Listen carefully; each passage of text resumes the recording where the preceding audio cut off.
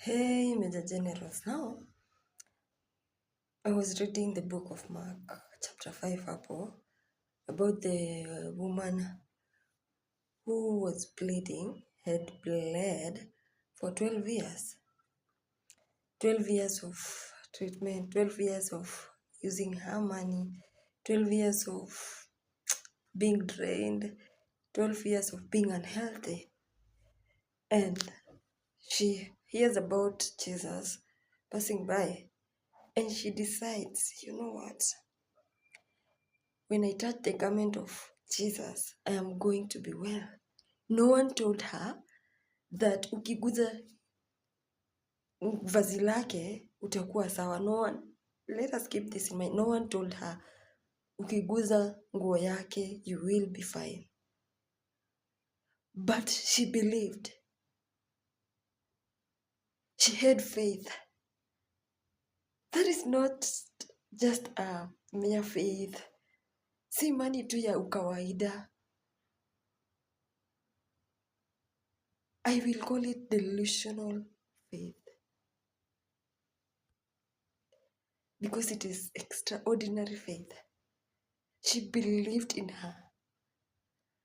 She thought that nikiguza tu tip ya vazi lake, I'll be well.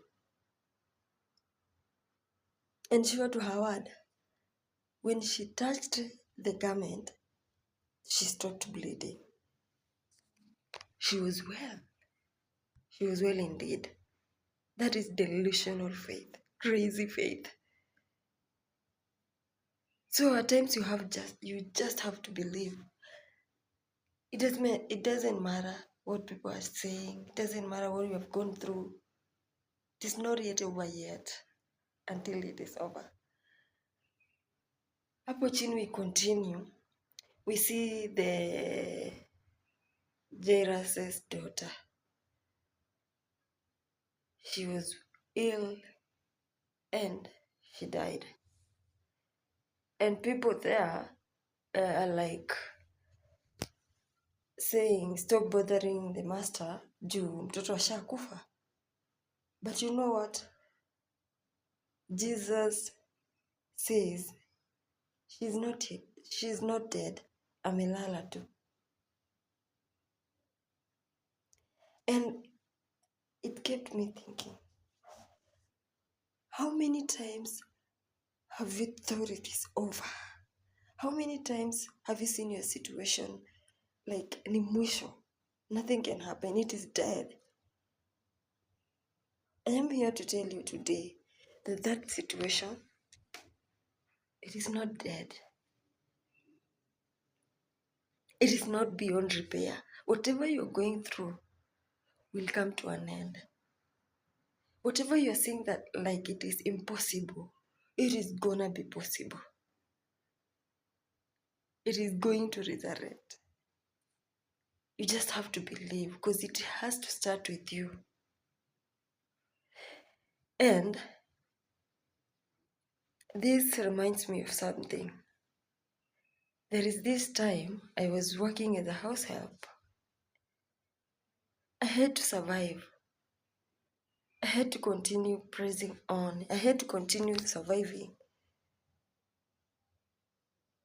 Yes, I had gone to school. I had gone to campus, but I had to survive.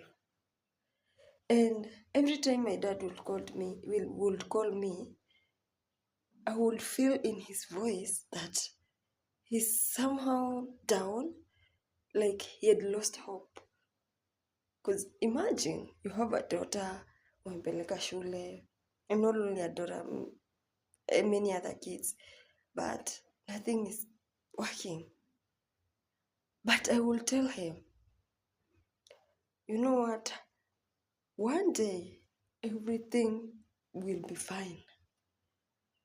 Kila kitu itakuwa sawa. Ipo siku.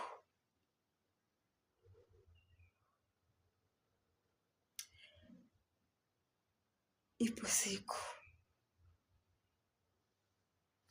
Ipo siku yangu tu. Ipo siku. Ipo siku yangu tu. Nami nibarikiwe. I will remind him that, I will tell him that. I didn't know how I was able to do that because I was also feeling like, nothing is working. But I would encourage him. And recently, he reminded me of that. How I used to say to him, how I will tell him that everything, one day, kila kitu itakuwa sawa. One day,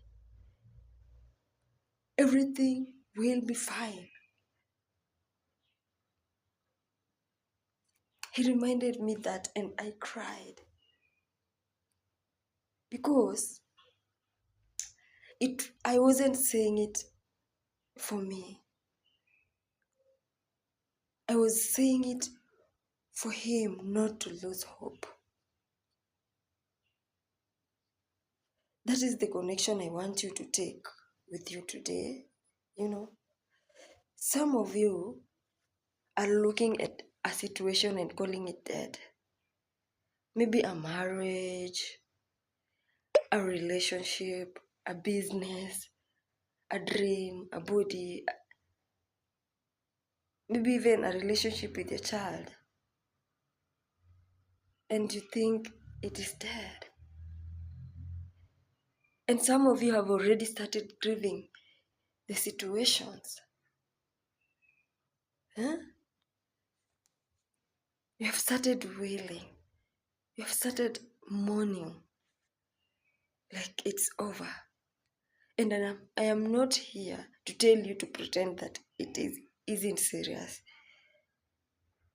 Siko hapa kuwaonyesha that hii situation unapitia ama jambo hili unalolipitia si la maana ama si kitu. I won't pretend.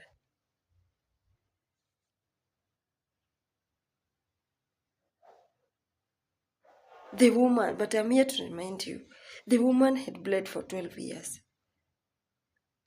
The girl had already stopped breathing. But in the hands of God, she wasn't dead. It was not yet final. It was not yet over.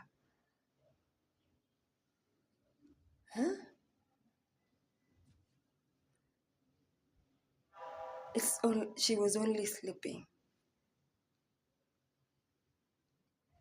So today, the way that woman touched the hem of the garment of Jesus, touch it today. Touch that hem and say, ipo siku itafika.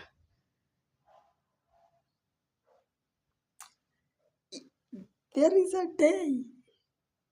Siku itafika. Yes, you may seem to be hopeless. You may seem to have given up. You have seemed to have umevunjika moyo, unahisi ya kwamba it is beyond repair. No, it is not yet over. Have that delusional faith, which are generous.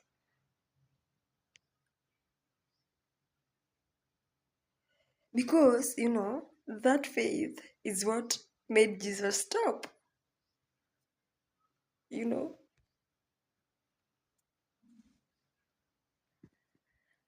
stopped and said,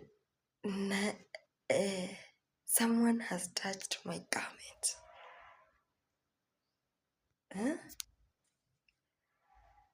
The girl that everyone had buried in their heart. But here we are. She's not dead. So the situation you are in now, it is not yet dead. It is not yet over. So don't lose hope. Be strong and courageous. For Jesus is with you. For God is with you. Don't lose hope. I am telling you this from first-hand information. I've gone through these things. And I can say, ipo siku. And when the time is right, God will make it happen. And let me tell you, nothing will hinder that blessing of yours. Siku yako ikifika, they will try. Maybe you will fight many battles, but when it is your time, oh my God. So keep hanging in there. Don't lose hope. Sikufe moyo. Sawa?